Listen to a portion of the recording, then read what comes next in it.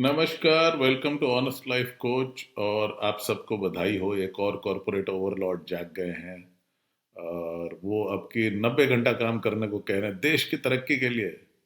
China को कैसे पीछे छोड़ोगे यार? जब तक 90 घंटा काम नहीं करोगे आप लोग। 70 hours is so down market, क्या बात कर रहे हो?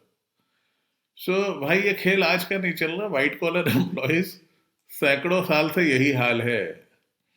आपको मैं मुंशी प्रेमचंद की एक कहानी थी इस्तीफा, उसकी कुछ स्टार्टिंग की पंक्तियां पढ़ के बताता हूँ। दफ्तर का बाबू एक बेजान जीव है। मजदूरों को आंखें दिखाओ तो वो त्योरियां बदल के खड़े हो जाएंगे। कुली को एक डांट के बताओ तो सिर का बोझ फेंक कर अपनी राह ले लेगा। किसी भिखारी को दुत्कारो तो वो तुम्हारी ओर गुस्से की निगाह से देख कर चला जाएगा। यहाँ तक कि गधा भी कभी कभी तकलीफ पाकर दुलत्तियां झाड़ने लगता है। मगर बेचारे दफ्तर के बाबू, उसको आप चाहे आंख दिखाएं, डांट बताएं, दुत्कारें या ठोकरें मारें, उसके माथे पर बल तक ना आएगा। संतोष का पुतला, सब्र की मूर्ति, सच्चा आज्ञाकारी। खंडहर के भी एक दिन भाग्य जागते हैं, दिवाली के दिन उस पर भी रोशनी होती है। मगर इस गरीब बाबू के नसीब कभी नहीं जागते, और हम एजुकेटेड मिडिल क्लास वही गरीब बाबू बन के रह गए। द एचआर वाला मी इज एंग्री।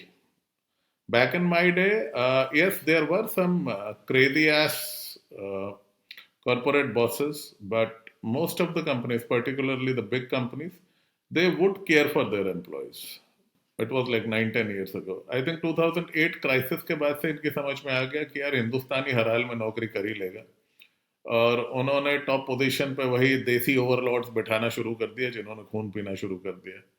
और ये चीज धीरे धीरे हमारे सो कॉल्ड इनग्रोन एंटरप्रेन्योर्स को भी समझ में आ गई।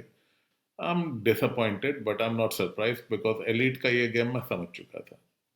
आप ये देखिए गैस लाइटिंग कैसे होती है। जब भी एम्प्लॉयज की बात होती है तो कंपैरिजन क्या होता है? चाइना से। जब प्राइवेट एम्प्लॉयज की बात होती है, गवर्नमेंट डिलीवरीज की और नेशनल इश्यूज की बात होती है तो कंपैरिजन होता पाकिस्तान से। भाई, पैमाने बदल दो, टेंशन ही नहीं है। ठीक है, महंगाई का कंपैरिजन पाकिस्तान से होगा, स्टैंडर्ड ऑफ लिविंग का कंपैरिजन पाकिस्तान से होगा, इंफ्रास्ट्रक्चर का कंपैरिजन पाकिस्तान से होगा, लेकिन एम्प्लॉयज को काम करके चाइना को टक्कर देनी है। ये हमारे कॉरपोरेट ओवरलॉर्ड्स को ये बड़ी खुजली है आजकल। इन लोगों ने ये समझ लिया है कि आम आदमी के पास में नौकरी के अलावा चारा कोई नहीं है, और ये तो इनको तो कैसे भी हम एक्सप्लॉइट करेंगे। और इनकी गलती नहीं है, ये 150-200 साल पुराना सिस्टम है अंग्रेजों का बनाया हुआ कि बाबुओं का कुछ नहीं हो सकता। आप टाई लगा के खुद को मैनेजर बोल लें, आप खुद को सॉफ्टवेयर इंजीनियर बोल लें, आप खुद को प्रोग्रामर बोल लें, you are an office going white collar babu. But अच्छी बात यह है कि इंटरनेट पे इनकी थोड़ी लान तान हो रही है, and people are pushing back, although वो अभी तक ऑर्गेनाइज नहीं, because people are just angry. पहली चीज तो I want to answer these nation loving, nation building billionaires जो 51 करोड़ का सैलरी लेते हैं और 250 करोड़ अपने नाती पोतों को दे देते हैं। चाइना सिस्टम में ना सुपर रिच यूं गायब हो जाता है। हिस्ट्री उठा के देखिएगा, गूगल कर लीजिएगा, चाइनीज बिलियनर्स डिसअपियरिंग या चाइनीज बिलियनर्स जेल्ड। तो वैसा वाला सिस्टम भी ले आते, फिर जब एम्प्लॉयज के लिए चाइना है तो एम्प्लॉयर्स के लिए भी चाइना हो जाएगा। I am capitalist to the tooth. मैं खुद एक एंटरप्रेन्योर हूँ, बचपन से एंटरप्रेन्योर रहा हूँ, but this is pure exploitation. मैं सोचता था यार कम्युनिज्म क्यों फैल गया, लेकिन अब मेरी समझ में आ रहा है कि ये क्यों होता था। बिकॉज जो इंडस्ट्रियल एज एक्सप्लॉइटेशन था उसको वापस लाने की तैयारी हो रही है, not at an industrial level but at an office work level, क्योंकि इंडिया अभी सर्विस इकोनॉमी में आगे गया हुआ। In an ideal situation, employees would be responsible and employers would be just and kind. That is how things need to work out. But वो हो नहीं रहा, ये वन वे ट्रैफिक चल रहा है। एक तो प्रॉब्लम ये है हिंदुस्तान में आदमी इतना, आदमी की वैल्यू नहीं है कोई। Thankfully this is still a functioning democracy. with your education and with thankfully the technology, the power of the internet, the power of communication, social media पे इनका मजाक बन रहा है, कहीं तो इनको तकलीफ हो रही होगी। Because if he is commenting about people looking at their wives, I think he has crossed a line. He should be ridiculed in a humorous and decent way. There should be a pushback ताकि ये धन्ना सेठ जो 51 करोड़ रुपए सालाना उठाते हैं, ये 3 लाख सालाना वालों पे टिप्पणी करना अवॉइड करें. दे शुड अंडरस्टैंड कि भैया this won't be taken easily. दूसरी चीज, I want you guys to use the power of vote. There should be laws regulating the number of hours a white collar person needs to work. आपकी government क्या कर रही है? जिस आदमी ने 70 घंटे वाला तमाशा छेड़ा था उसकी बीवी को राज्यसभा बैठा दिया. हमारे मिनिस्टर्स कहते हैं जी डिविनिटी जगा के हार्ड वर्क करना चाहिए. बहुत बढ़िया. मेरा एक सवाल है, हमारा पार्लियामेंट कितने दिन काम करता है? और जो काम करते हैं उसमें भी धरना प्रदर्शन बेकार की चीजों पे जिद बहस ज्यादा होती है. नॉन इश्यूज पे तमाशे होते, कोर इश्यूज पे कोई बात ही नहीं करता. मेरा एक सवाल है, ये जो लोग इतना ज्ञान दे रहे हैं ये अपने बच्चों से कराते हैं. 70-90 घंटा काम कभी नहीं कराएंगे. Different set of rules for your children, their children.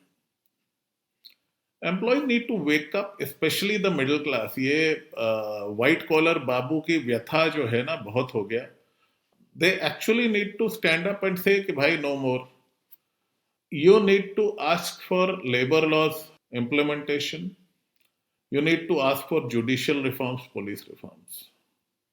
Please stop voting on caste, creed, religion, language. Identity politics से कभी किसी का भला नहीं हुआ. और नेशनलिज्म के नाम पे आजकल ये स्लेवरी शुरू करना चाह रहा है.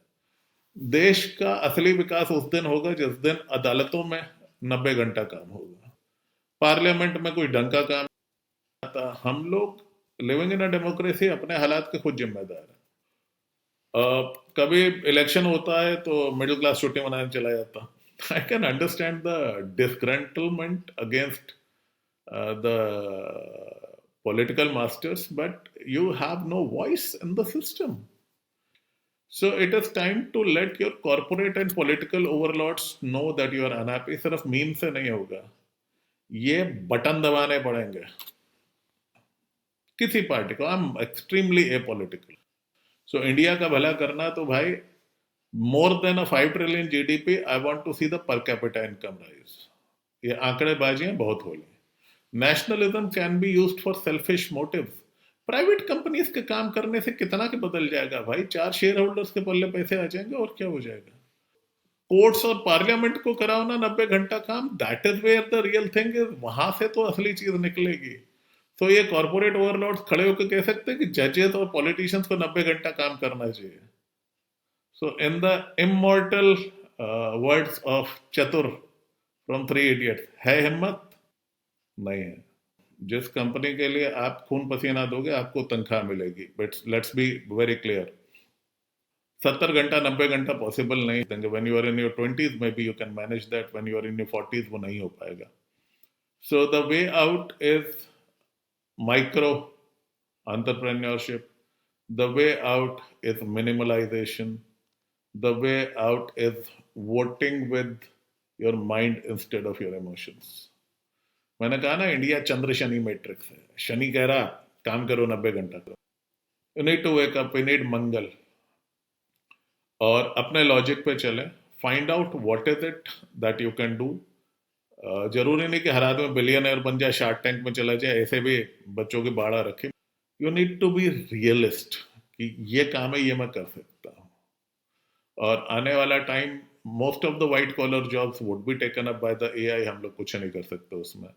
So it is better to consolidate for yourself, for your children, and find out what are the things that you are so good at that you can bring in public domain and you will get paid for it without a corporation being there in between. सोचिए इस बारे में, क्योंकि वो अपना सोच रहे हैं, आप अपना सोचिए. मिलते हैं अगले वीडियो में. So keep up the fight. Let the mission be accomplished. Join the gang. Subscribe.